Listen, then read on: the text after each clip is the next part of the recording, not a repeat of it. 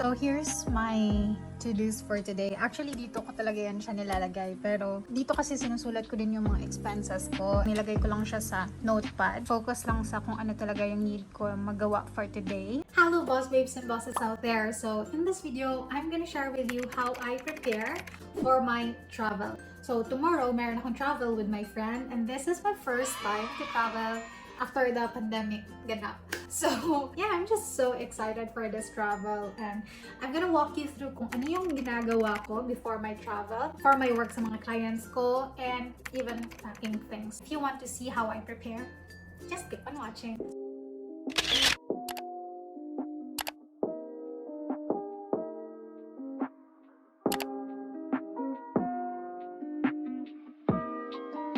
So, kung nakita niyo kanina, ang dami kong need na magawa for today. Ito yung list. So, natapos na tayo sa pinaka-first, yung product shoot. And then, the next one naman is onboarding kit.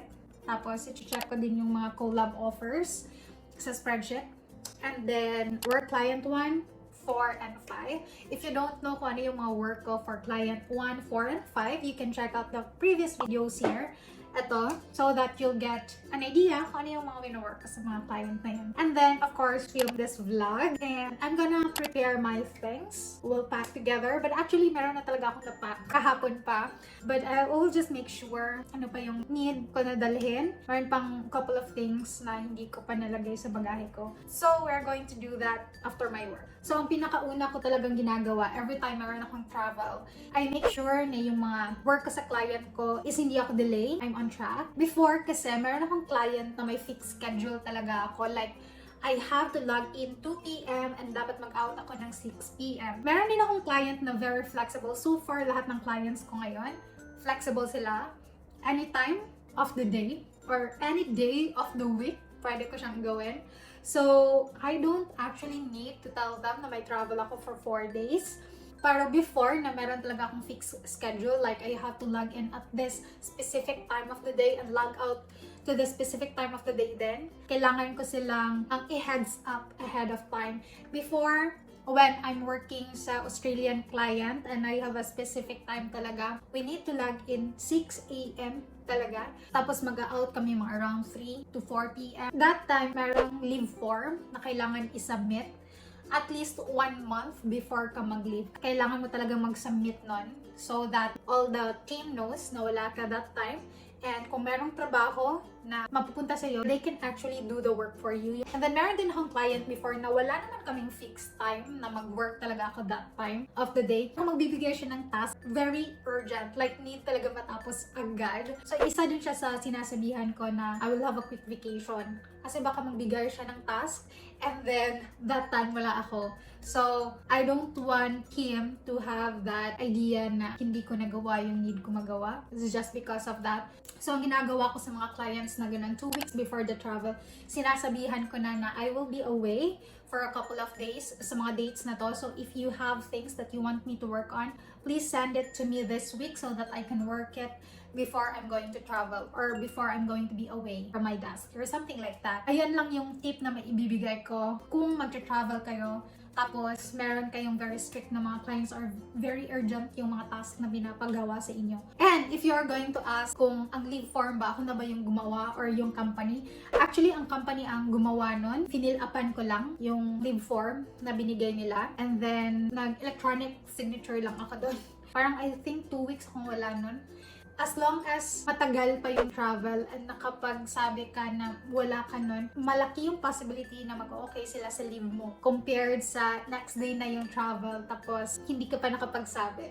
So, I would highly recommend na pag mag-a-ask kayo ng permission of leave, at least 1 month talaga before the travel. But for this trip, alam ng isang client ko, yung new client ko, sinabihan ko siya. Kasi, syempre, andito pa tayo sa phase na parang mapapa-impress pa tayo, di ba?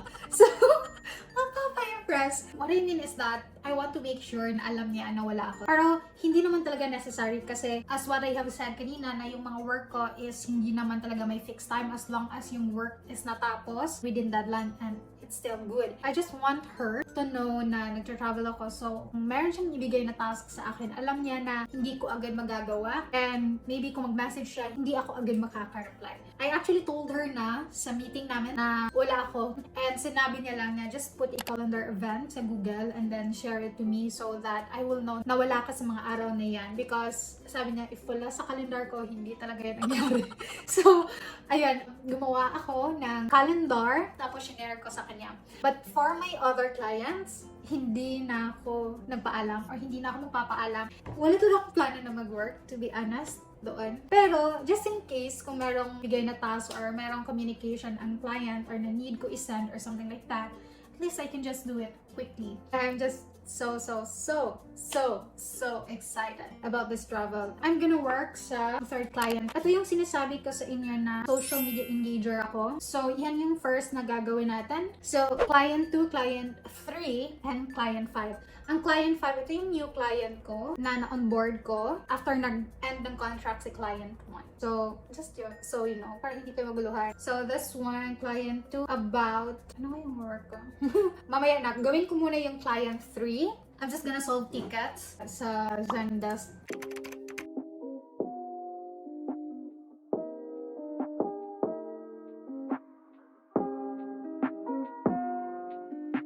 I'm trying to do all the work, hopefully, for my clients this afternoon until siguro mga around 5 p.m. or 6 p.m. Kasi I really want na after that, mag-pack na lang ako sa mga things na need ko gawin. And I'm not even sure if I can review the onboarding kit. Every single day, nare-remind ako ni Sas na I have to check the onboarding kit. But until now, hindi ko pa siya nagawa. And the collab offers. You know what? For the collab offers or for the video sponsor, yung something ganon, I really haven't done that kasi I'm not sure how to do that exactly.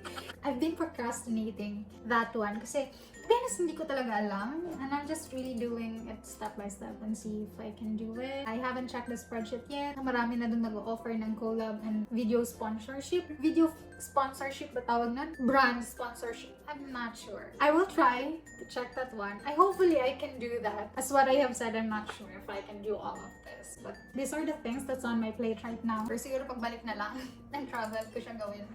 Or maybe during the travel if hindi masyadong busy. Actually, yung travel namin, wala kaming agency na kinuha. DIY travel lang. It's pretty much exciting. It's an adventure. We're planning to rent a car na lang para it's easier for us to go to where we wanted to go.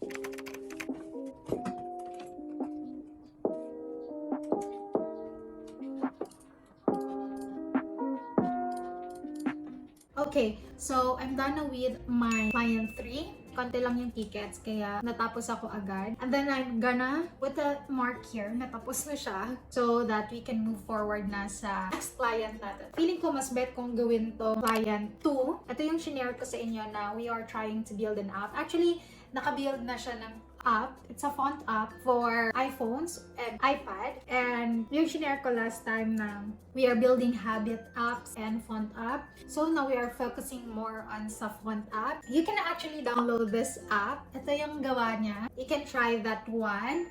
Kung napansin nyo sa Instagram ko, merong sometimes napopost ako ng ibang fonts, tapos mga cute na mga symbols. It's actually from that app. Let me know ha pag download nyo yung app. Comment kayo sa baba. I will put a link below. By the way, this is not sponsored ha. Baka sabihin nyo, sponsored. No, it's not sponsored. It's just that I want to share it with you. It's just really up to you if you want to download it or not. But I personally use it. Go check it out.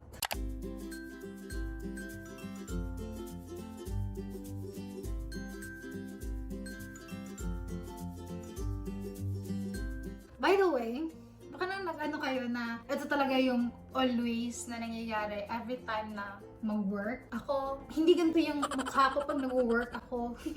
Every time lang mag-work vlog, I need to parang fix myself din naman kasi I'm going to talk to you, no? Pero usually talaga yung everyday, hindi ganito yung look ko. Like, always akong naka-ponytail or naka-bun, tapos naka-pajama pa.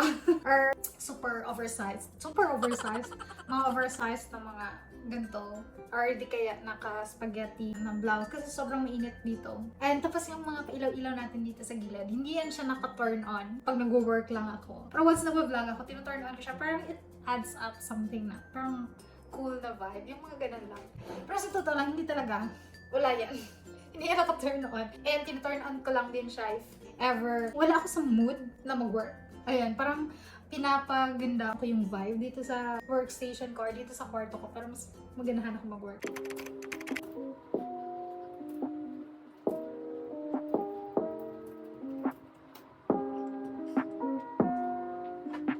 So yeah, I will just finish this work. Hopefully, I can add more, at least 5 strategies. Right now, nasa 2 pa lang ako. Let's see if I can add more. Let's see then if magawa natin yung last client, yung na-onboard ko na new client. But if not, let's just call it a day. Charot lang.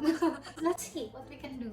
So, quick break. Nag-order naman yung tita niya ng makakain. Is it? I don't like fries masyado na. Because I'm trying to do a healthy living kind of thing. This is the burger with bacon. Saan mag-bacon dito? Ayun. So, as usual, mag-eat tayo or mag-work. Parang buong bacon na yung kinain ko. Tingin ko wala akong bacon eh. Wait lang. Meron pa isang strip ng bacon. Let me just work.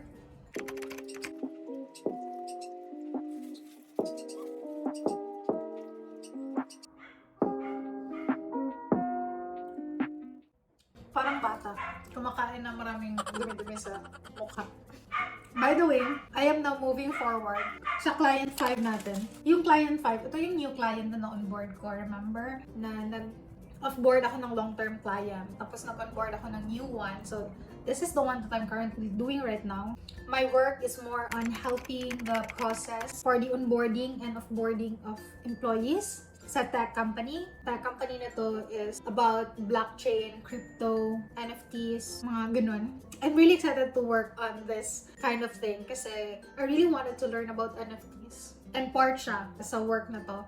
Right now, the client wants me to help her with the processes of the onboarding and offboarding and even looking for programs for blockchains, cryptos, and NFT para pwede naming pagpilian kung ano yung program na i-collaborate namin or ipa-partner namin sa company. Kasi meron sila ipapa-scholar, yung company nila yung whole magbabayad sa expenses. So, yan yung gagawin ko. And at the same time, I'm also creating a presentation flow for my client kasi magto-talk about siya na compassion directness. It's more on about being compassionate sa workplace mo. I'm trying to help her with the flow of the presentation na para mas maging interactive siya, na hindi maging boring your presentation. So, naisip ako ng ways na makapag-participate yung mga participants. That's what I'm doing right now. Nasa flow number 2 pa lang ako. I'll see what I can do here. But yeah, that's the main goal. Gusto ko sanang mag-workout after my work. Feeling ko hindi ako makapag-workout kasi busog ako. Reasons na ginagawa ng mga tamad. It's already 4:11. Siguro matatapos ko dito around 5 p.m. na.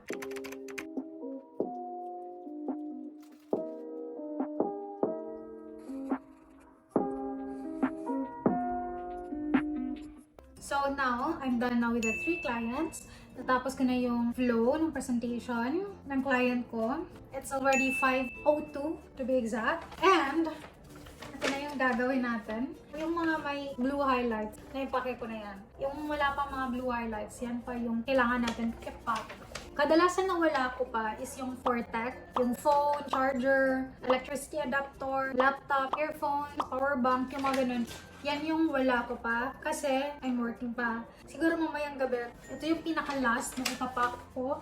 Itong tech. And then, yung personal, siguro magdadala lang ko isa ng journal. I'm not sure kung what journal yung dadalhin ko kasi matataba yung mga sketchbooks ko. Tapos, I'm not sure if I can write there. Parang hindi naman talaga ako makakasulat doon. Ano na lang, mga credit cards, house keys, gano'n na lang. So, if you want to grab this, the ultimate packing checklist, can you see that? So, go to their website. Siguro, I will link it below na lang para it's easier for you to grab it. Matagal ko na itong na-print. So, kung wala, hindi ko na makita, we will create one for you na lang guys so that you can download it. Yes, it's for free. I know that this YouTube channel is not for travel vlogs, pero why not? If we can provide, diba? We will create one kung hindi namin makita kay Lavender. So, that's that.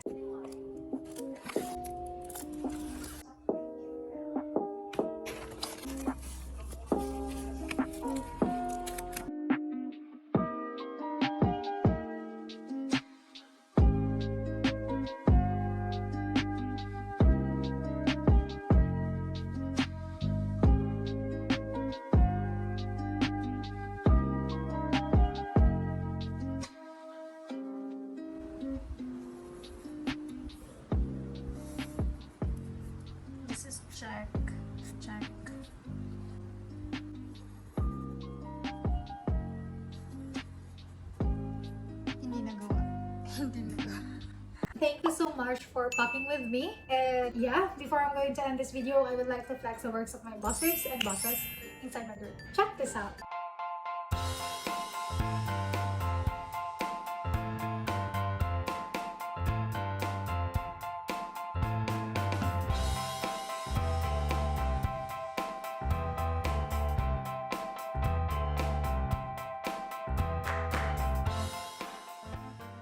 If you want to join our Facebook group, just visit I'm Ready to Boss Up by Brixui, and don't forget to like our Facebook page at BossUpPH and follow us on our Instagram accounts at Brixui and at BossUpPH. So yeah, hope to see you guys on my next one. Bye!